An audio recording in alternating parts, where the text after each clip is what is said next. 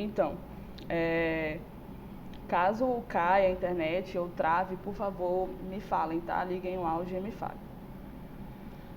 Como eu já disse, a gente vai falar um pouco sobre pragas e doenças dos citros, tá? Mais uma vez, para quem entrou depois, o meu nome é Letícia e eu sou a tutora presencial de técnica de produção de frutas. Então, quando a gente fala de citros, né, nós temos uma ampla variedade de...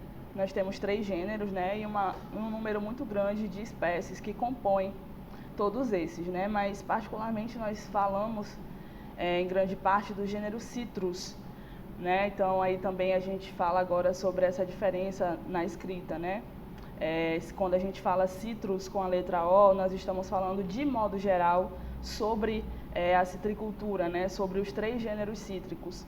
E entre os 3 gêneros, nós temos o gênero Citrus, com a letra U, que é onde nós temos a maior presença, né, das variedades cultivares que nós temos presentes, cultivadas na nossa região, no Brasil e no mundo. E entre essas espécies, né, nós temos aqui os grupos onde nós temos a maior presença do que a gente tem cultivado aqui na nossa região, no nosso polo, né, em todo o Brasil e mundialmente, né. Temos a laranja doce, a laranja azeda, a tangerina, o limão e a limaça da Tahiti, né, que é hoje um potencial para a nossa produção.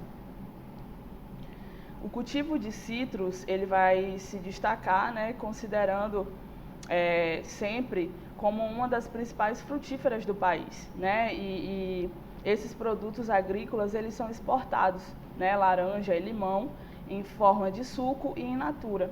E hoje, né, aqui Capitão Poço, ele está presente aí ele é o maior produtor da região norte, né, do estado, mesmo que a gente não seja, o estado do Pará não seja uma grande representação no Brasil, mas Capitão Poço é o maior dentro do estado do Pará e nós temos uma perspectiva, né, uma perspectiva, né, mundial sobre o nosso potencial de produção para isso. E é necessário sempre que a gente esteja se informando, estudando, né, sobre isso, para que a gente consiga alcançar e de todo modo, né, consiga sempre melhorar as condições, a situação do local onde a gente vive. Eu trouxe aqui algumas informações sobre produção no Pará, sobre limões e limas, né, que em termos mais informais, né, isso que hoje o nosso produtor está buscando, né, o nosso produtor de citros está buscando mais informações sobre os limões e as limas, a limaça da Tahiti particularmente, né, que é um potencial, é o que está dando retorno para o produtor, né, nós estamos alcançando aí essa produção.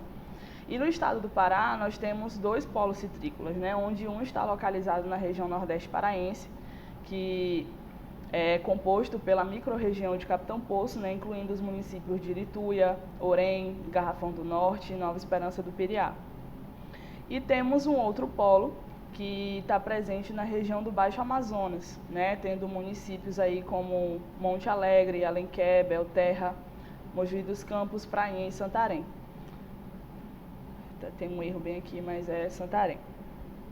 E aqui, quando a gente fala de limão, né, apesar aqui se eu não me engano, Monte Alegre ter a maior produção, né, por município de limões, de limas, na verdade, né, ter um potencial, a região nordeste paraense, que é onde nós estamos incluídos, eu acho que alguém está pedindo para entrar, deixa eu sair aqui rapidinho.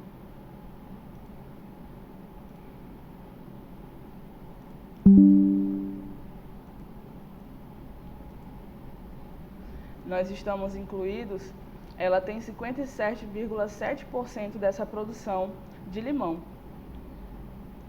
E entre os problemas que a gente enfrenta para essa produção de citros, nós temos as pragas e as doenças, né, que sempre vai ser algo prejudicial se a gente não controlar e não manejar, né? A gente sabe que doenças, que nesse momento nós estamos passando por um processo de pandemia, quanto isso nos prejudicou, né? Mesmo aqueles que não foram, graças a Deus, não foram infectados, né? Não tiveram a doença, mas quanto isso impactou nas nossas vidas.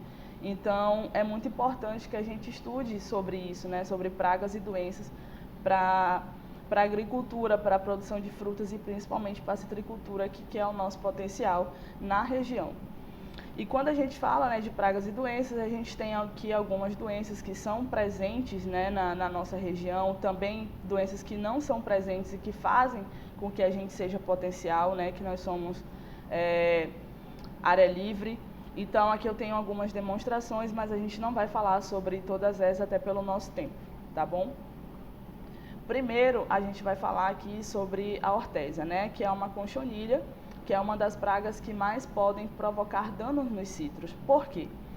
Essa praga, ela suga a seiva, né, da planta, ela acaba abrindo portas para outros fungos, né, causando doenças e até mesmo para outras pragas, e ela pode até causar a morte da planta. Então aqui nessas imagens vocês podem ver, né, que a presença dessa cochonilha, né, que ela vai fechando, eu acho que muita gente já pode ter visto. Além dos citros e das frutíferas, né, ela também ataca plantas ornamentais, então é muito comum a gente ver aí a hortésia em plantas ornamentais. E o cuidado, né, que a gente deve ter sempre ao trazer plantas para as nossas casas de outros municípios e de outras regiões, é de acabar trazendo pragas e doenças que não são presentes na nossa região. Não estou dizendo que essa não seja, né? A hortésia é sim uma praga existente na nossa região, mas que a gente sempre tem que ter cuidado, porque quanto maior o número da praga, a presença dela na nossa área, né? Seja ela dentro ou fora de casa, nas nossas áreas de cultivo, maior será a contaminação de um pomar e isso trazer, claro, sempre mais prejuízos, né? Uma cochonilha, ela se torna praga a partir do momento que ela traz prejuízos econômicos. E a hortésia já é considerada uma praga, né, por se espalhar muito fácil, né, dentro de pomares e trazer danos econômicos para uma produção.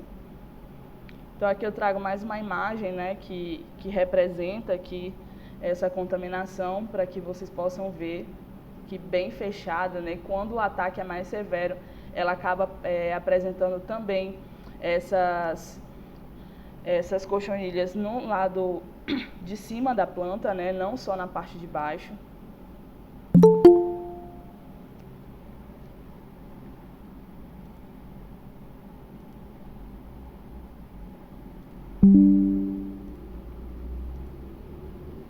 Aqui tem uma imagem um pouco mais, né, detalhada sobre isso, né, que ela mais presente, vê ela mais fechada.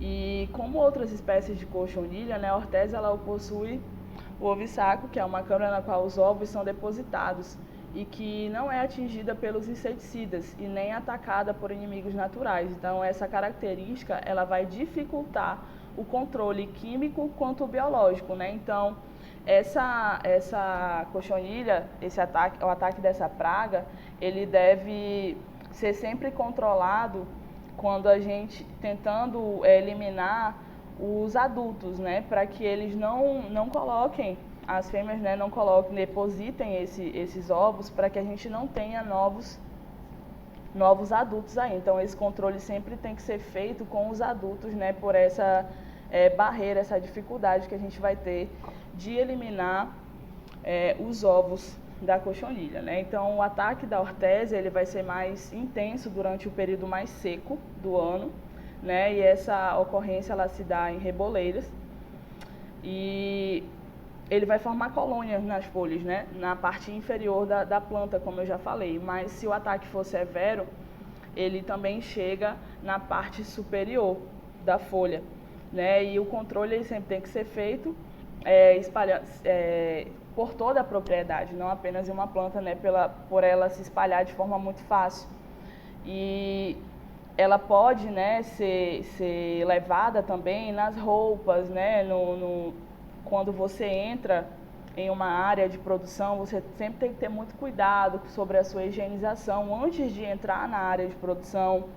Você, como eu falei, né, é uma praga que ataca também plantas ornamentais e outras culturas, então ela pode estar presente em toda a área, né, não exclusivamente em um pomar de frutíferas e de citros. Então você pode acabar trazendo, né, na sua roupa, no seu sapato, no seu veículo. Então sempre ter muito cuidado quando você entra em uma área de produção. Fazer essa limpeza, se possível, né, até colocar proteções para que você não leve. E mesmo quando você for inspecionar ou verificar uma planta infectada, que você também tenha esse cuidado, né, de não passar de uma planta para outra, né, em vez de tentar solucionar, acabar aumentando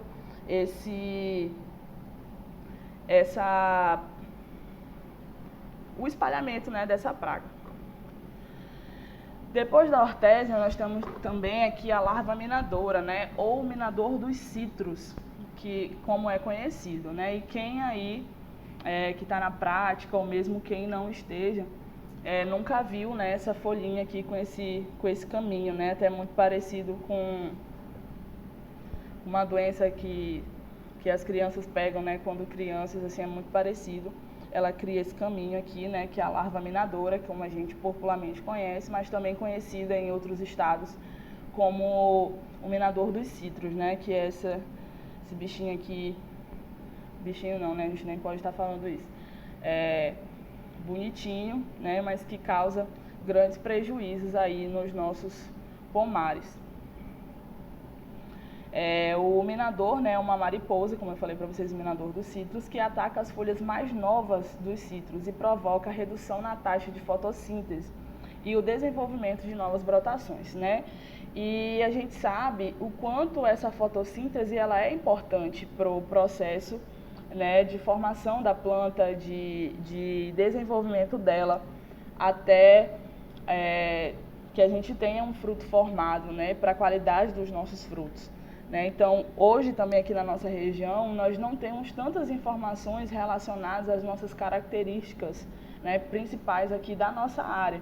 Então, no momento, né, conversando com alguns produtores, eles gostariam muito, né, que aumentassem o número de pesquisas relacionadas a essa parte de ecofisiológica, né, sobre o nosso clima, sobre a nossa região, para que a gente pudesse encontrar soluções mais práticas, né, com relação a isso para a nossa área, né. Como vocês estão vendo, são pragas que atacam as nossas áreas, muitas vezes condicionadas pelas nossas condições climáticas, né, e relacionadas à fotossíntese e à fisiologia da planta.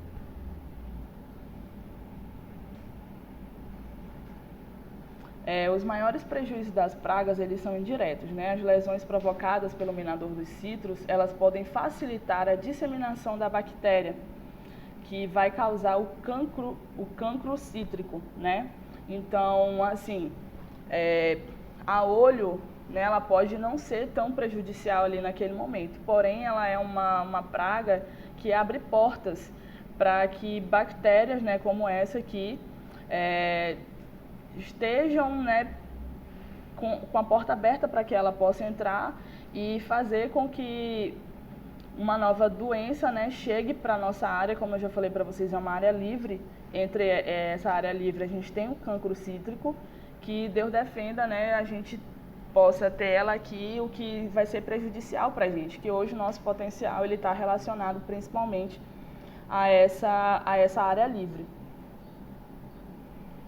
O controle químico, né, ele pode ser feito por meio de pulverizações de alguns produtos. Esse meu conteúdo aqui está sendo utilizado como fonte a Fundicitrus, né, que é uma grande empresa de pesquisa sobre a citricultura e que vem aí mostrando, né, para a gente vários caminhos de soluções, apesar de ter referências de outros estados, né, mas serve aí para a gente como uma orientação para que a gente até busque informações e novas pesquisas para as nossas áreas.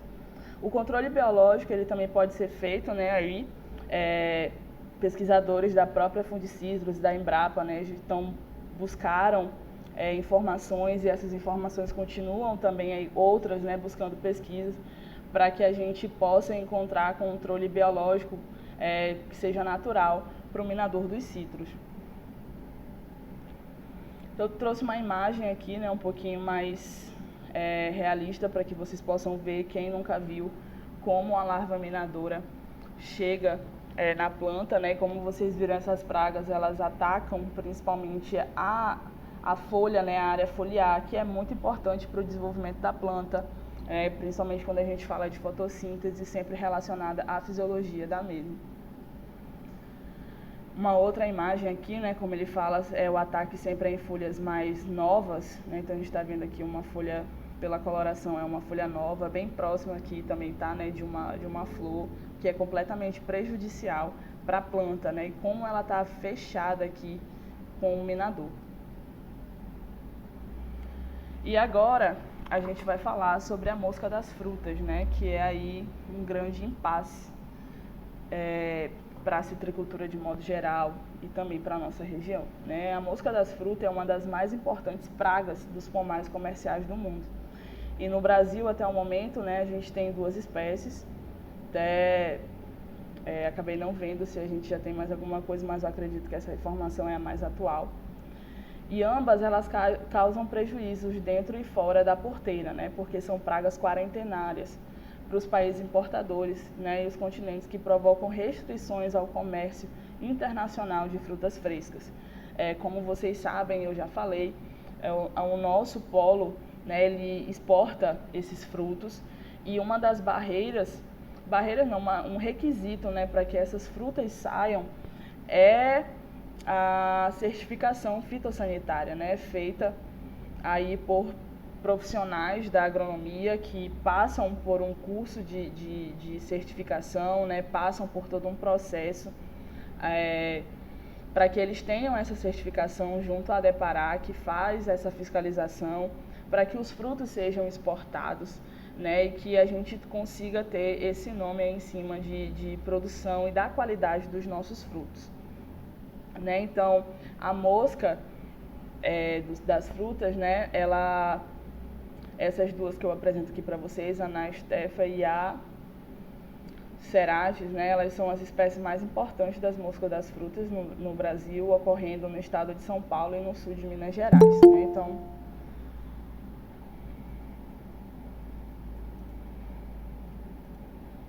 eu estou tendo que sair para que a gente consiga aceitar os colegas que estão entrando.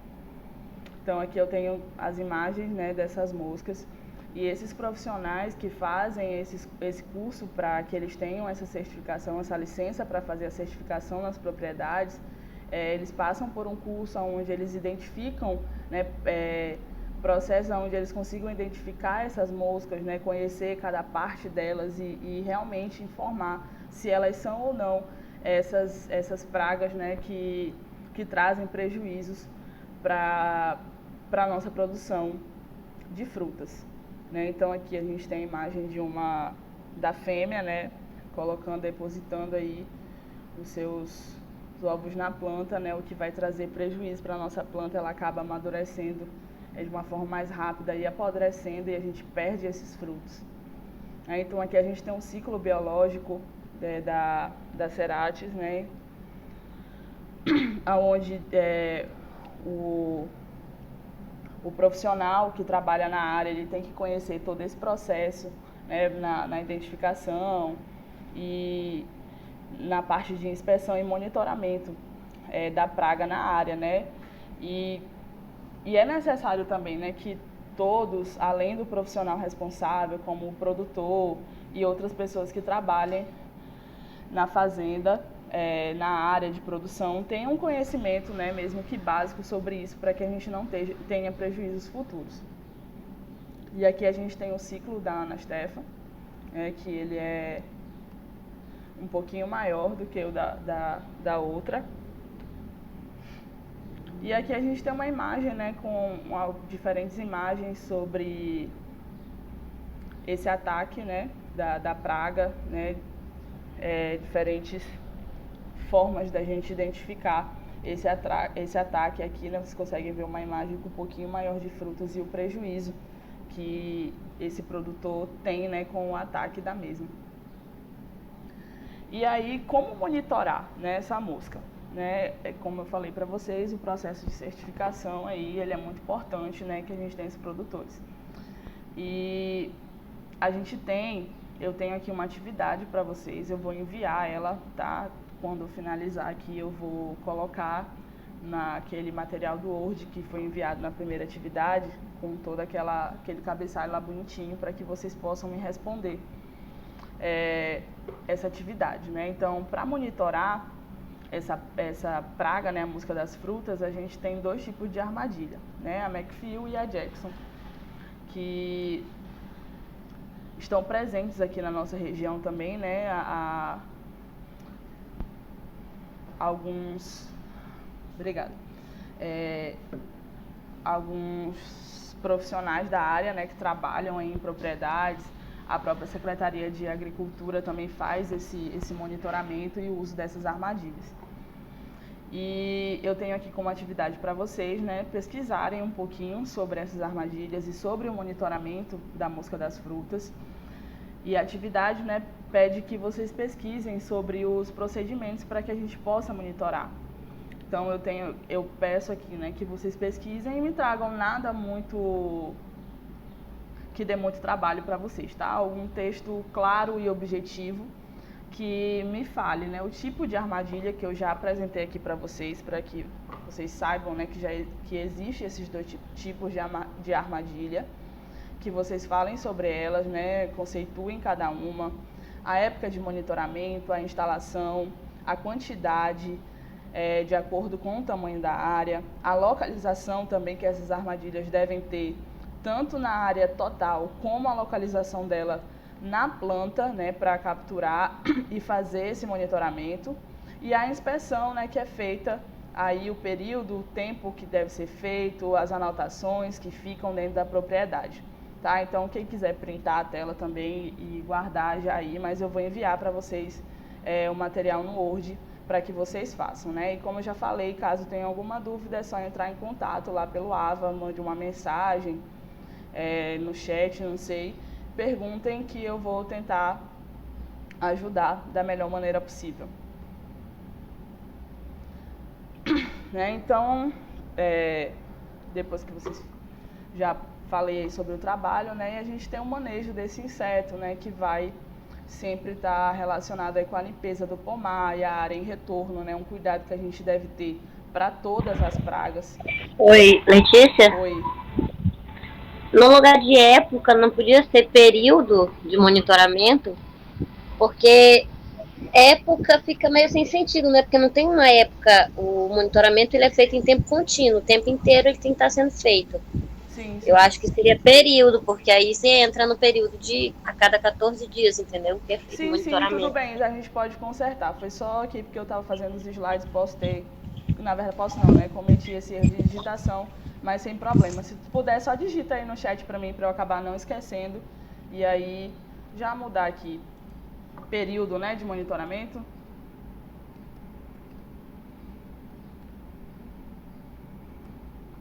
Obrigada.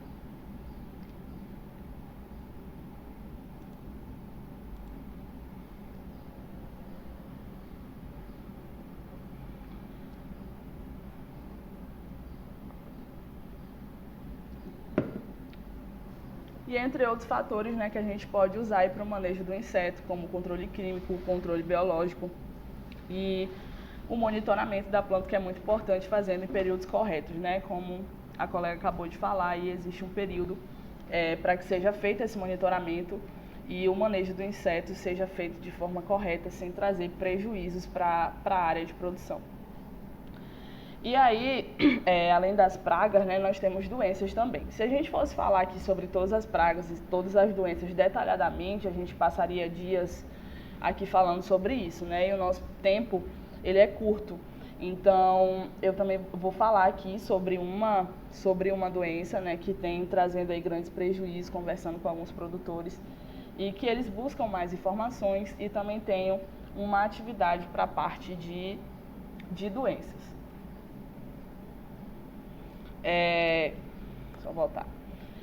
Como eu falei, né, são muitas, não quer dizer que essas que eu falei aqui sejam as únicas que ocorram, existem outras, tá? Até como eu citei lá na frente, e que ocorrem também na nossa área, né? E caso vocês tenham curiosidade, não deixem de pesquisar, não deixem de ler sobre isso. E como eu também já falei, caso tenham dúvidas e eu puder colaborar de uma outra maneira, eu estou aqui à disposição, tá? E se eu falar alguma coisa também que vocês não concordem ou que eu não saiba, abram, desculpem, o microfone e falem. E a gente tem aqui, né, como doença a podridão floral dos citros, né, que é uma doença causada por um fungo que afeta as flores dos citros, né? E da onde vem o nosso fruto? Da flor. Se a gente não tem uma flor sadia, provavelmente nós também não teremos um fruto sadio. Na verdade, a gente nem vai ter esse fruto, né? O que vai prejudicar completamente a nossa produtividade, né? Uma produção de qualidade para o nosso produtor, que vai aí se esforçar ao máximo, né, para até ter uma planta e depois ter prejuízos aí com a podridão floral. Inclusive, conversando com um produtor, ele me falou, né, que hoje ele tem uma grande curiosidade de saber mais sobre essa doença, né, que é popularmente conhecida aí como estrelinha. Ela ocorre principalmente em períodos chuvosos, né, períodos onde a planta está molhada. E a nossa região aqui amazônica, ela tem um clima completamente diferente, né? Como vocês podem perceber, não sei se isso ocorreu em todos os municípios, mas pelo menos aqui eu posso falar por estar, mas pelo que a gente vê também nas notícias, é que foi, né, para todo o estado e que, na verdade, todo o Brasil aí sofreu muito com essa mudança climática.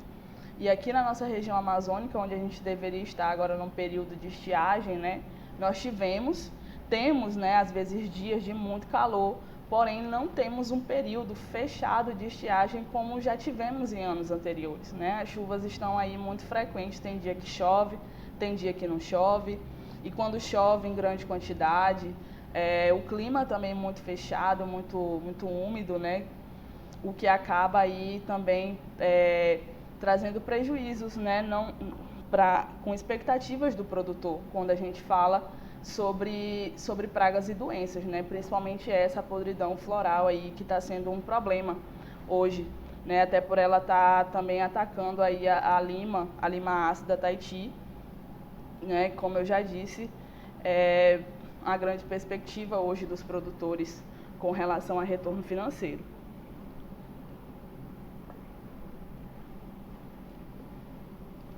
Ela ocorre, né, em diferentes variedades comerciais dos citros, na laranja, né, no limão. Então hoje ela vem aí sendo um dos grandes prejuízos, né, para o limão e para a ácida Tahiti, né? E quando a gente fala aí de exportação é um prejuízo muito grande. E essa podridão floral ela vai estar sempre associada, né, às condições climáticas. Em diferentes regiões do Brasil, produtores de citros, a podridão floral está sendo presente, frequente, aí, trazendo esses prejuízos, né? E aqui a gente tem um gráfico que fala um pouco sobre a média de produção, e esse gráfico ele mostra, né, aqui, que a produtividade ela foi bem baixa aqui em 2009. E essas nuvens de chuva aqui, né, elas representam, foi um período, onde a gente teve uma grande seção de chuva, né, nas regiões do Brasil.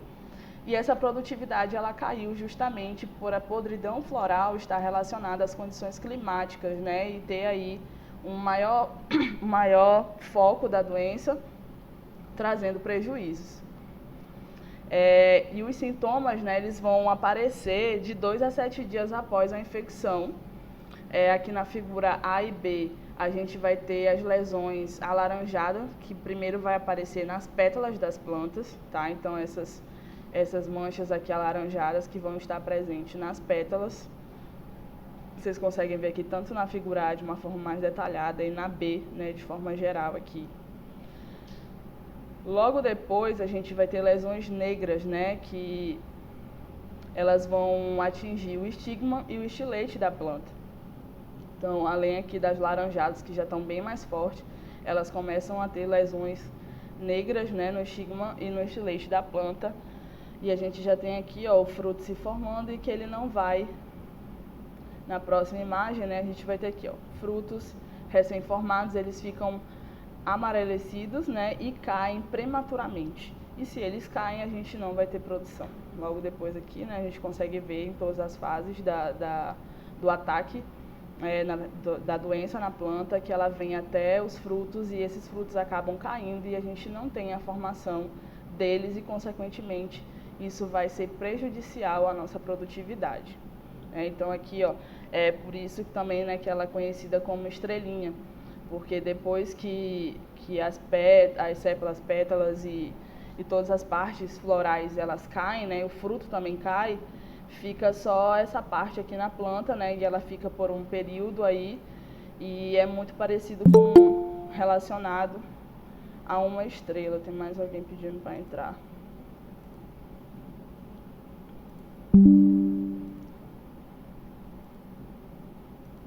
E por isso é comentada aí, né, é conhecida como estrelinha.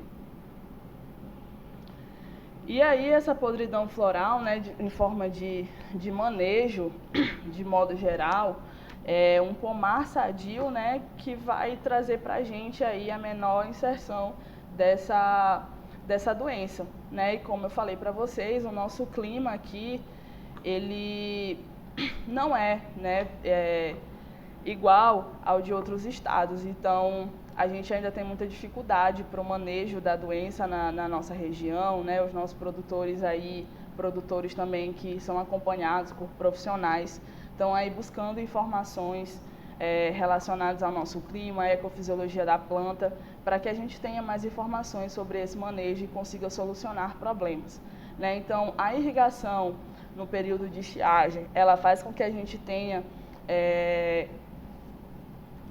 uma formação, né, de flores e frutos num período que não é o período chuvoso, né? Então isso também vai garantir para a gente a diminuição dessa doença e diminuição do prejuízo, né, no período que chove, porque a gente vai ter uma produção no período de estiagem. Uma adubação adequada, né, qualificada, que a gente sempre faça análise do solo antes de fazer essa adubação, traga os elementos na quantidade e forma adequada, também na sua aplicação, fazem com que a gente tenha um pomar saudável, né? Então a gente vai conseguir manejar de forma mais eficaz essa doença nos nossos pomares.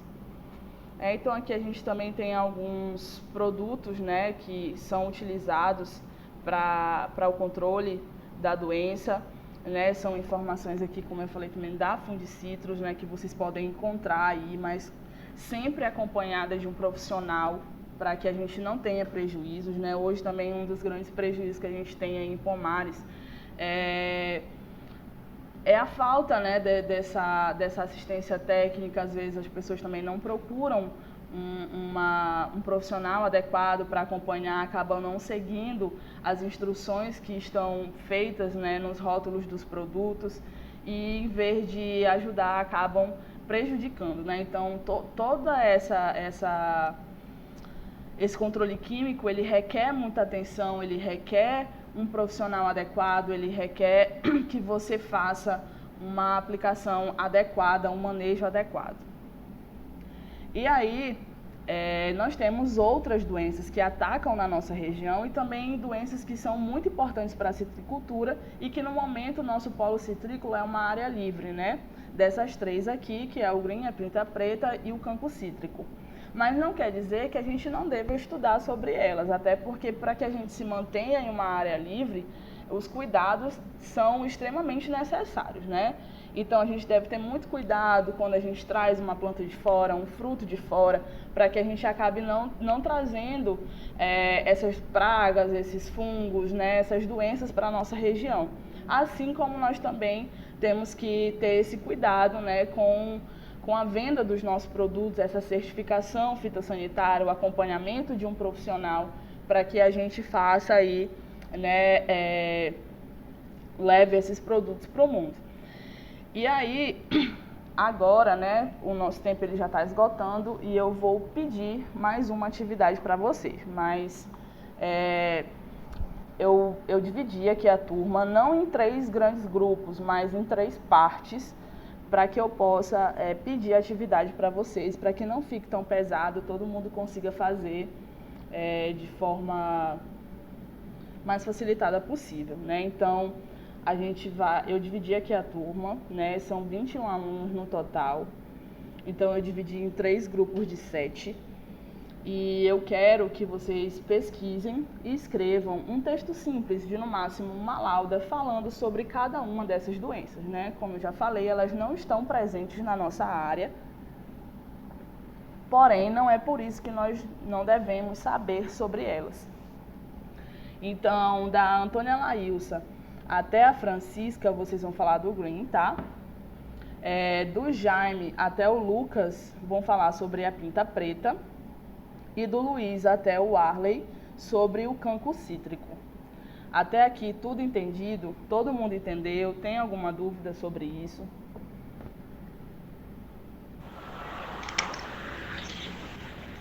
Acredito. Eu tenho o trabalho em grupo, isso? Não. Ou cada pessoa vai falar sobre essa doença, né? Isso, cada um vai fazer o seu trabalho individual. Eu dividi a entendi. turma para que todos não falassem, né? Não acabasse não ficando muito repetitivo até para a pessoa. Falassem da mesma doença, entendi. Isso. Sobre o Green, tá mais fácil aí, ó. O Fantástico não, o Globo Rural de domingo falou sobre isso aí. Pois é, né? São doenças aí que sempre estão sendo comentadas, né? Faladas para a parte da citricultura e que não é difícil, né, de conseguir informações. O meu objetivo é que vocês se mantenham sempre conectados, né? Eu sei que aqui na turma existem pessoas que já têm uma formação maior, que têm contatos, que trabalham, mas também existem pessoas que não são, né? E aqui, como eu já disse, é um curso técnico, né, onde eu preciso apresentar essas doenças, preciso fazer atividades, né? Como a gente não está tendo um período presencial, ser o mais prática e objetiva possível. Então, vou repetir, tá? Não são atividades em grupo, vocês vão entregar uma atividade individual, porém a turma está dividida em 3 partes, onde 7 alunos vão falar para mim sobre o Green, mais 7 vão falar sobre a pinta preta e mais 7 vão falar sobre o cancro cítrico, tá?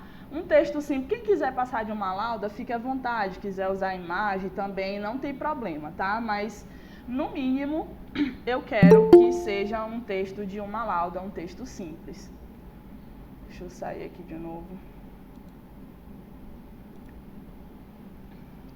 O Arley entrou agora bem no final, né? Então, deixa eu só fechar aqui.